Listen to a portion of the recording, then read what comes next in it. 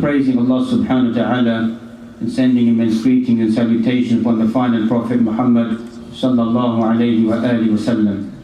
Continuing our journey and looking at good moral virtues or practices, that we find that some of these virtues or good characteristics have become very rare inside our society, and even more rare for the non-Muslims who live around us. Today's theme is about contentment. Being content with one's life and at peace, at rest with that which Allah subhanahu wa ta'ala has bestowed upon every single individual. Thus we find that many of the people around us, they believe that the concept of materialism, possession of wealth, of property, is a form of gaining contentment inside their life. And this is only partially true. We all need the dunya, we all need wealth, but it does not bring the total contentment in the life of the individual.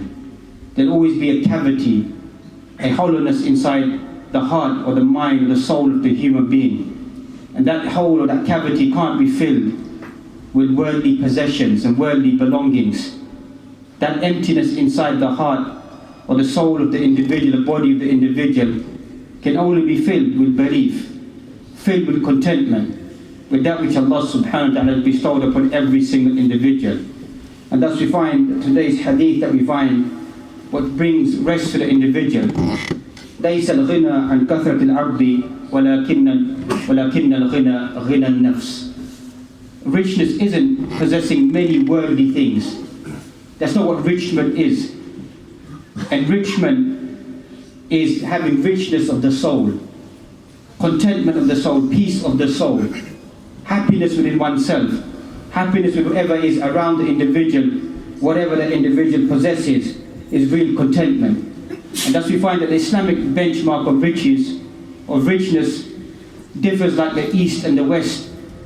Totally different perception and conception of understanding what is wealth, what is richness, how much does a person need to live inside their life, how much does a person need to enjoy their life.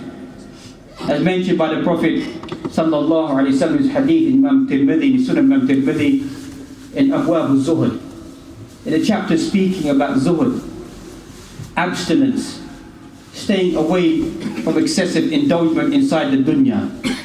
We find the Prophet ﷺ mentioned, whoever amongst you wakes up in the morning, secured in his dwelling, healthy in his body, and having food for the day, then it is as if the world has been gathered for that individual. So having food for the day, Islamically, is as if the whole world has been gathered for you. Another hadith in Sunan Ibn Majah that we find once again in Abwab al-Zuhud, chapter speaking about Zuhud, abstinence. Whoever amongst you wakes up physically healthy, feeling safe and secure within himself, with food for the day, it is as if he has acquired the whole world. That's how Islam describes possession. You have food for the night, you have a bed to sleep on for the night, then you have the richness of all the world as far as the Sharia of Allah subhanahu wa ta'ala is concerned. And thus we find that without contentment, we find so many psychological health issues that these people begin to suffer from, that they begin to destroy their own selves. That's very strange. Sunnat Allah al-Ard, you find that the countries which are flourishing in wealth and possessions, you find that these same countries linguistically are flourishing in taking their lives. The Danish, Scandinavian countries, read the statistics of how many of them, they commit suicide. They have everything on the face of this earth, but you find something is missing within themselves. There's no contentment inside their lives. That emptiness leads them, Allah forbid, leads them to taking their own life, not being happy with that which Allah subhanahu wa ta'ala has bestowed upon them. Thus we find the Muslim has been urged by the Prophet ﷺ to be content. For in a hadith inside Sahih Muslim, Kitab al-Zuhud, the book of abstinence once again, whereby the Prophet ﷺ mentioned, look at those who stand at a lower level than you, and do not look at those who stand at a higher level than you. For because maybe you may begin to reject the blessings of Allah subhanahu wa ta'ala. So the Sharia says, when it comes to the world, look at those people who are below you. There's not a few people, there's millions of people who are in dire need. When it comes to the akhirah, that should be the benchmark. Look at the people who went before us, the Anbiya, wa Rusul, the prophets, the messengers, Siddiqeen, Salihin, Shuhada, wa hasuna ulaika rafiqa. Those are the best companions, the best comrades. Those are the best aspirations a person should have. That should be the benchmark of the Muslim. Not that the Muslim sees the dunya and falls prey to the dunya and thinks, whoa, if only I possess this. That's you find the end of sort of Qasas speaking about Qarun, this individual that wealth was given to him, how people began to look at this individual. That if only we had been given what Qarun had been given. A natural feeling that you find people see possessions of the dunya and see, if only I'd been given that. But then they've been rebuked by the ulama at that time, that the thawab with Allah subhanahu wa ta'ala is far more rewarding, and for you to begin to seek these things of the dunya. And thus we find that contentment leads to barakah in one's life. That's the key ingredient. That when a person is content, you find barakah inside a person's life. وَلَوْ أَنَّ أَهْلُ الْقُرَىٰ آمَنُوا وَاتَّقَوْا لَفَتَحْنَا عَلَيْهِمْ بَرَكَاتٍ مِنَ السَّمَاءِ وَلَكِنْ كَذَّبُوا. If the people of the qaryah, the village, only they believed and they feared Allah subhanahu wa ta'ala, we will rip open the heavens and the earth for these individuals. But these individuals, they belie, they reject, they waste the blessings of Allah subhanahu wa ta'ala. So these individuals, their barakah is taken away from them. In a hadith Qudsi that we find is collected by Imam Tirmidhi inside his Sunan that we find, O son of Adam, devote yourself to my worship, and I will fill your chest with riches and alleviate your poverty. And if you do not do so, then I will fill your hands with problems and leave you in a state of poverty. So fill your heart and your mind with devotion towards Allah subhanahu wa ta'ala. Allah will enrich the soul, enrich the mind, place barakah inside the life of the individual. And as some ulama mentioned, the opposite of this, it becomes true.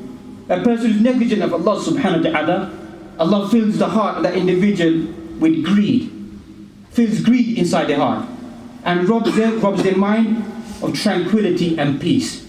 Robs it away from, takes it away from them. For those people just full of greed inside their life. That's when you look at the ayat inside the Quran speaking about wealth. Those people just hunting after wealth. الَّذِينَ يَأْكُلُونَ الرِّبَى. Those who devour, who eat usury. The Quran describes these individuals, الَّذِي يَتَخَبَّطُ الشَّيْطَانُ مِنَ الْمَسِّ. It's as if the devil has touched them. Some ulama use this ayah as an evidence of the jinn can possess the human being. And others take it linguistically. Then look at those people who delve in interest in usury, in riba. They become like madmen. Life just becomes wealth, possession. By any way, any means, just to plunder wealth, take wealth, have more possessions. So even in dunya, they become like a mad individual. And the deeper concept is mentioned in tafsir, as Ibn Abbas mentioned, that a person day of judgment who eats usury will come as a frantic individual day of judgment, as a mad individual day of judgment. And he said to this individual, you took interest in this dunya. Allah has declared war, and He's mentioned a person who takes interest. No place inside the Quran. Many major sins are mentioned inside the Quran. Al-Kabair, Imam Dhahabi takes some 80 or 90 sins, major sins inside the Quran and a hadith, with his famous book, Risala Al-Kabair. All these major sins mentioned, documented inside the Quran. So none of them declare that Allah and His Messenger have declared war upon that individual. And as a side point, many of us, we think that there's many wars taking place on the face of this earth. There may be many wars, but bear in mind that one war, that there will be a bad ending. There will be no coming out of that war unless the person repents. The person takes away, abandons riba. That is that Allah and His Messenger have declared war upon that individual. And for some of us, it may sound too political, war has been declared on this Muslim ummah. That we find we indulge inside ina, inside riba, inside usury. Hadith in Sunan Abi Dawud that we find. إِذَا تَبَايَعْتُمْ بِالْعِينَ. You begin to deal in ina, نوع من الربا. وَأَخَذْتُمْ بِأَذْنَابِ الْبَقَرِ. You begin to take hold of the tails of the cows. وَرَضِيتُمْ بِالزَّرْعِ. You become happy with cultivation, with this land, property that you find. وَتَرَكْتُمُ الْجِهَادَ فِي سَبِيلِ اللَّهِ. You abandon striving and struggling in the way of Allah subhanahu wa ta'ala. What is the effect? Sallat Allah alaykum. Allah subhanahu wa ta'ala will shower upon you, send upon you disgrace. will disgrace this Muslim ummah and will not lift that disgrace حتى ترجعوا إلى دينكم, until you don't return back to your deen. And hadith authenticated by the Shaykh of Sham, Shaykh Nasruddin Al-Albani rahmatullah alayh, who wrote a whole risala based upon this, about how the state of this Muslim ummah is. So this is the end result that we're suffering, and we begin to see.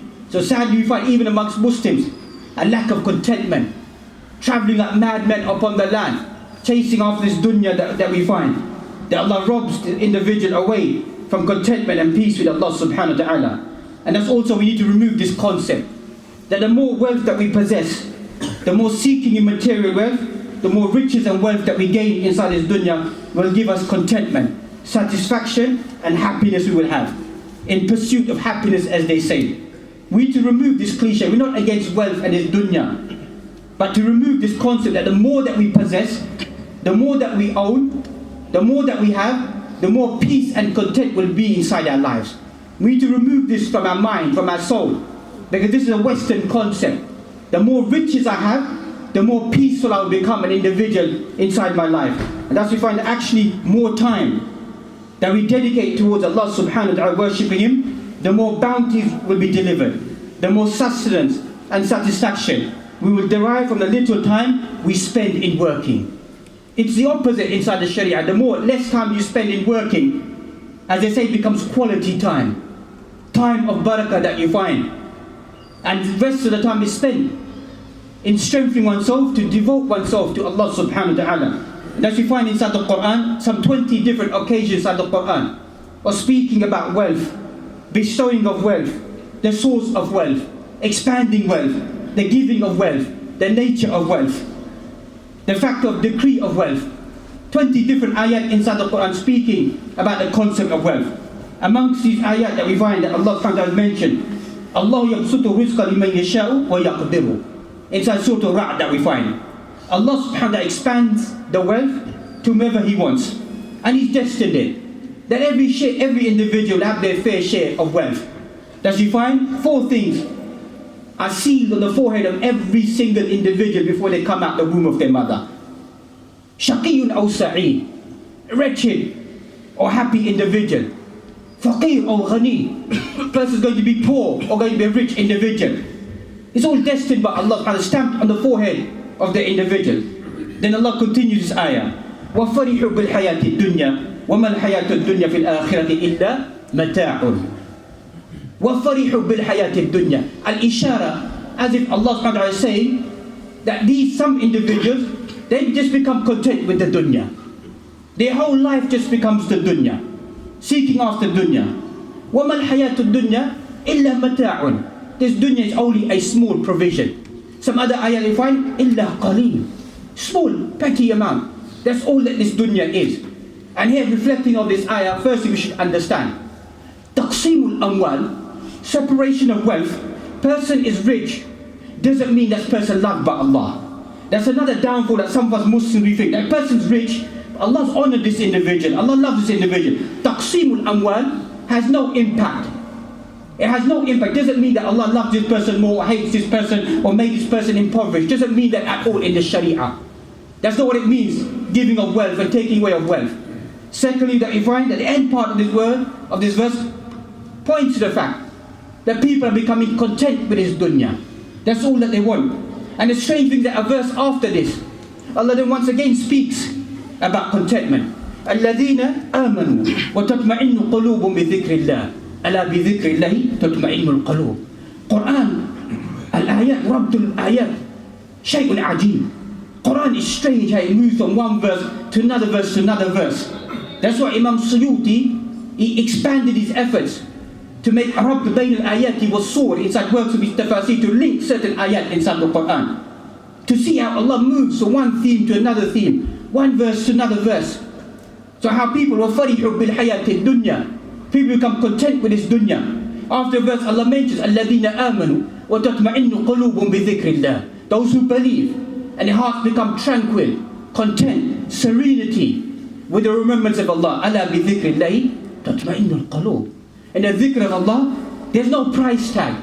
It's priceless. Before that, Allah said you could possess all of this dunya, you can't find peace. you can't find contentment, you can't find solace, you can't find serenity, you can't find rest. There's always going to be something quivering inside your, missing inside your life.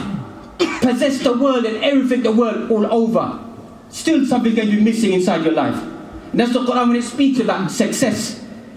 Allah speaks in the end of Surah Al-Imran, فَمَنْ زُحْزِحَ عَنِ النَّارِ وَأُدْخِلَ الْجَنَّةَ فَقَدْ فَازَ وَمَا الْحَيَاةُ الدُّنْيَا إِلَّا مَتَاعُ الْغُرُورِ. Quran is ajib. Whoever is rescued from the hellfire, فَقَدْ فَازَ. Quran doesn't say whoever is rescued with their wealth, has excessive wealth and possesses this and owns that. Whoever saves himself from the hellfire, فَقَدْ فَازَ. That's the ultimate success. Then Allah gives the warning that some of you are going to fall into the trap of this dunya. وَمَا الْحَيَاةُ الدُّنْيَا إِلَّا مَتَاعُ الْغُرُورِ. What is the world except for a great big deception, chattels of deception. That's what this dunya is. Deceiving the individual to drift them away from the path of Allah subhanahu wa ta'ala. Another passage inside the Quran about reliance, trust with or in Allah subhanahu wa ta'ala. وَمَنْ يَتَّقِ اللَّهَ يَجْعَلْ لَهُ مَخْرَجًا وَيَرْزُقُهُ مِنْ حَيْثُ لَا يَحْتَسِبُ وَمَنْ يَتَوَكَّلَ اللَّهِ فَهُوَ حَسْبُهُ.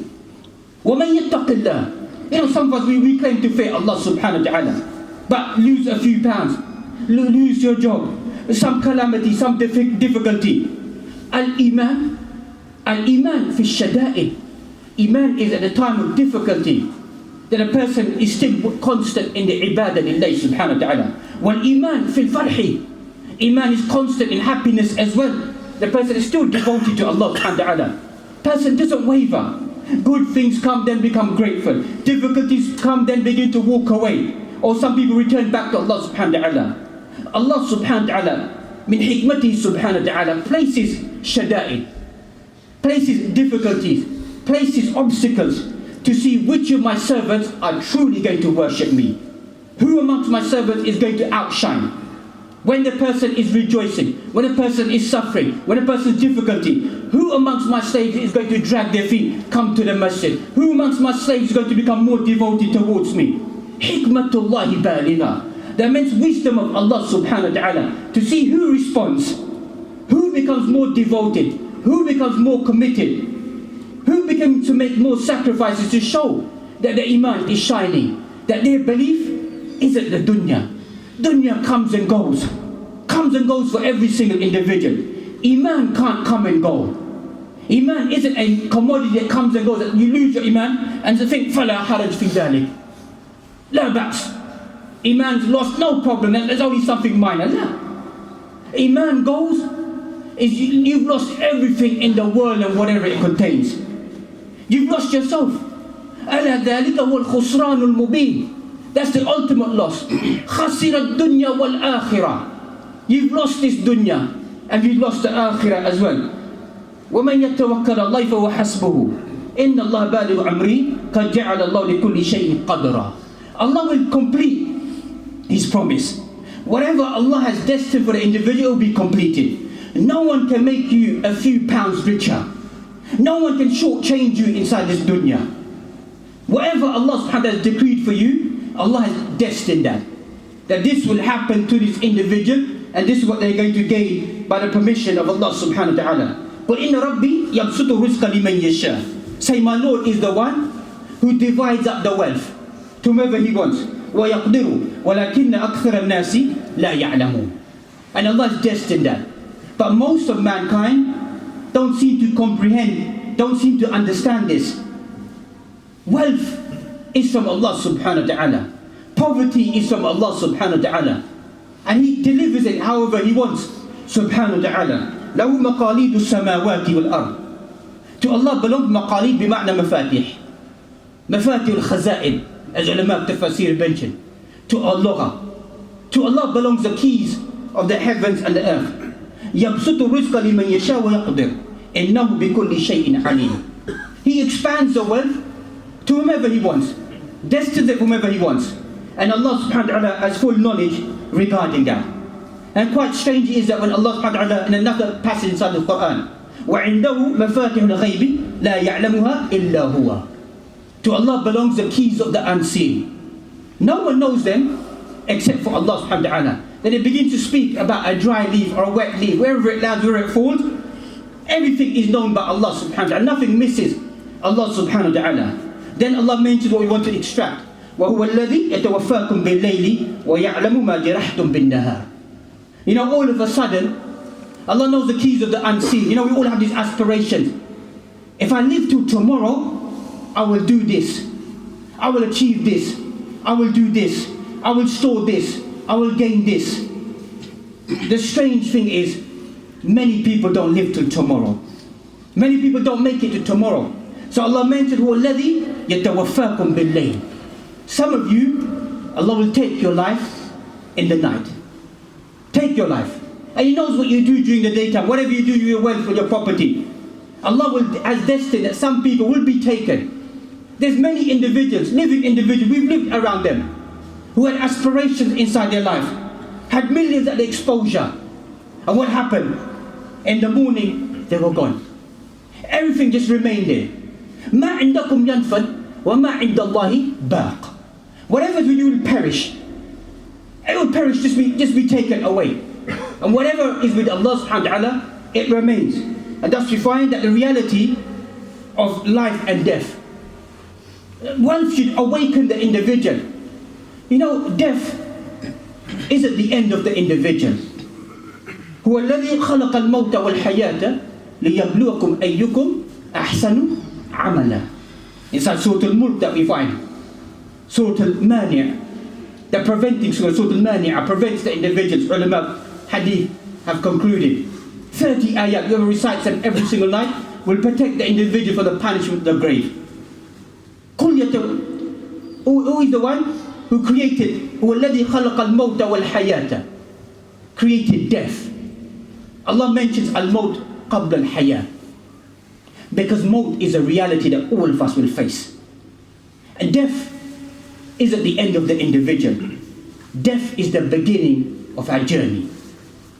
Death is the beginning of our journey إلى الآخرة. 5 مراحل لكل إنسان. 5 stages for every single human being. First stage, عند الله, with Allah subhanahu wa ta'ala, أرواحنا, our souls, inside Surah Al-A'raf. When Allah took all of us from the loins of Bani Adam and made us all testify, أَلَسْتُ بِرَبِّكُمْ قَالُوا بَلَى. Allah said, am I not your Lord?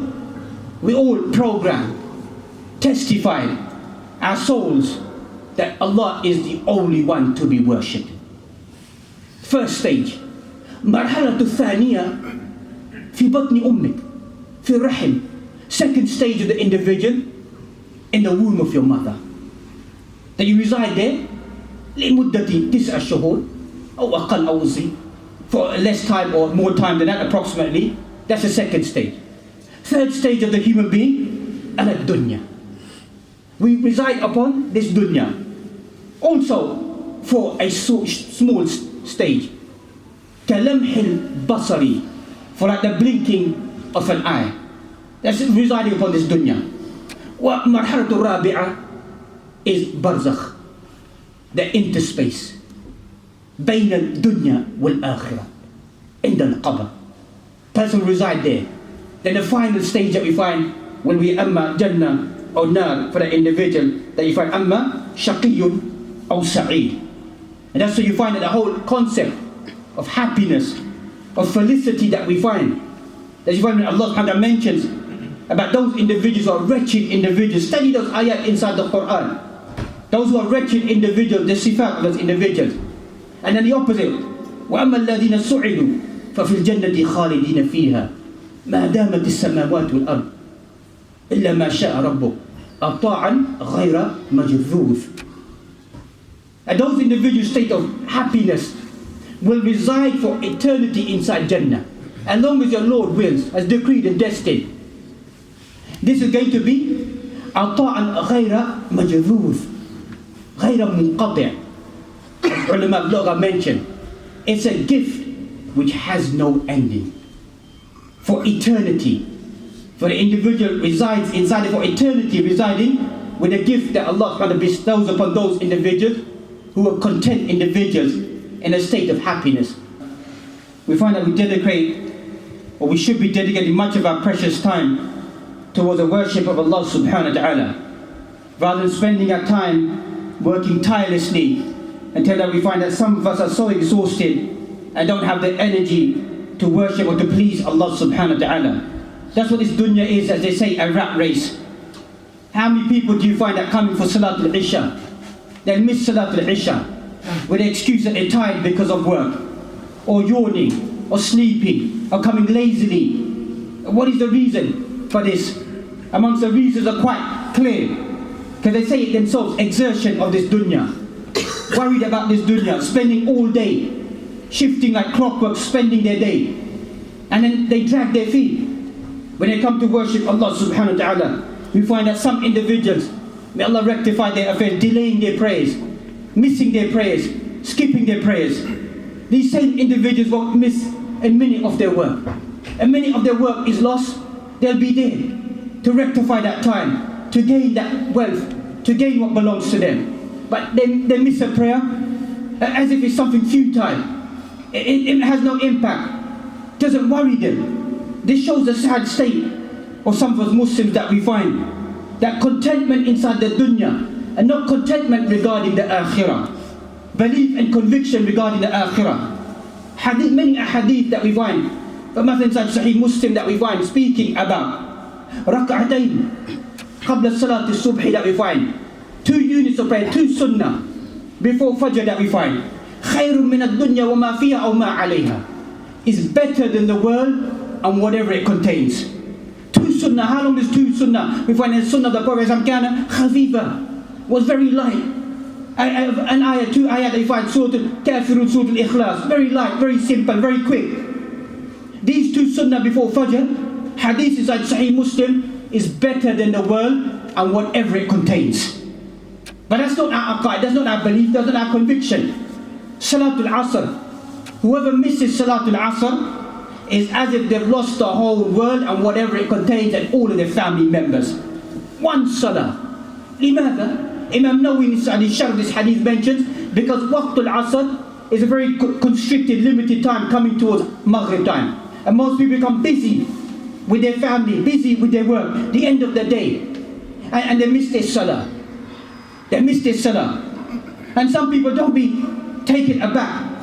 حتى قبل أيام واحد سألني a few days ago, person working inside the Islamic environment missed their Salatul Dhuhr, prayed their Asr, prayed their Maghrib, prayed their Isha, and in the following night in the morning they remembered they hadn't prayed Dhuhr. This is an Islamic environment. Kaif? How can that be inside the Islamic environment? The person miss their Salah. Not to blame this person, it can happen. But it shows that sometimes our priorities inside life, that the brain work, the mindset, the focus, the first focus of the individual should be متى أصلي؟ كيف أصلي؟ في أي مكان أصلي?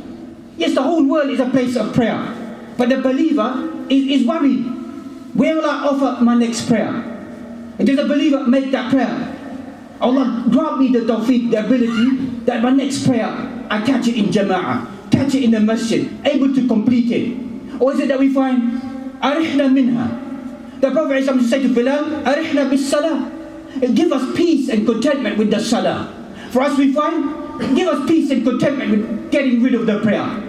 The quicker it's abandoned, the quicker it's carried out, the quicker it's lost, so we can return straight back to the dunya. Go back and think that there could be a greater prize that existed. The ultimate level of contentment, the ultimate level of peace that we find, read his seerah, is none other than the Prophet sallallahu alaihi wasallam. Read his seerah in great detail. Tara nadira. Very rarely do you ever find that a Prophet ﷺ ever complained about his clothing, about food, about drink, about water. Nadiran. Very rarely. The most you might say, نحن ما نأكل هذا الطعام. We don't eat this food. We don't like this food. Very rarely in his life do you ever find. But you find, what would he complain about? يا ربي إن قوم اتخذوا هذا القرآن محجورا. The Messenger said the day of judgment, Surah Al-Furqan. Oh my Lord, my people abandoned this Quran, left this Quran. He complained about what? People who delayed him from Salatul Asr. مَلَى اللَّهُ بُطُونَهُمْ بِالنَّارِ أو قبورهم بالنار. They shaghaluna an salah. They delayed us from the prayer. May Allah fill their bellies, their graves with the hellfire. That's what he complained about in his life. That's what he worried about inside his life. Complained about that. These people are preventing me.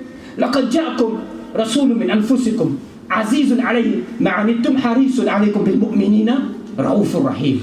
The end of Surah At-Tawbah. There's come a messenger from amongst your own selves. He's always worried about you. Worried about what you'll eat tomorrow, what you'll gain tomorrow, how you live tomorrow. You know, when he left this dunya, he only left a few coins, a small bowl, a small shawl, a small remnants that left behind. That's all he left behind. But he died as the most content and rich man on the face of this earth that will ever exist. من البداية إلى النهاية هذا نبيكم رسولكم.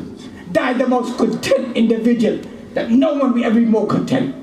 What the Prophet ﷺ, or what Allah Ta'ala placed inside his heart and inside his mind. And that's why we pray, Allahumma inni a'udhu bika min al-hammi wal-huzni. I ask you refuge from grief. Grief, as ulama described, that may have preceded previously in the life of the individual, not to overcome the individual. Wal-huzn, sorrow, that may be what the person is living in their life at the moment. Let it not overcome the individual, this dunya. Let the worries overcome the individual. Let the worry of losing al-akhirah, losing iman, overcome the individual. That's what the worry should be inside the life, in the heart and the mind of the individual. And with that, the person will find raha, will find contentment, will find peace wherever they live. In a mud house with a few shillings, with a few morsels of food, find will be a person with a total rest and peace inside their life, and return back in a state of total peace and rest. May Allah subhanahu give us all contentment inside this dunya and peace inside this dunya, and give us more so contentment and peace inside the akhirah, success inside the akhirah.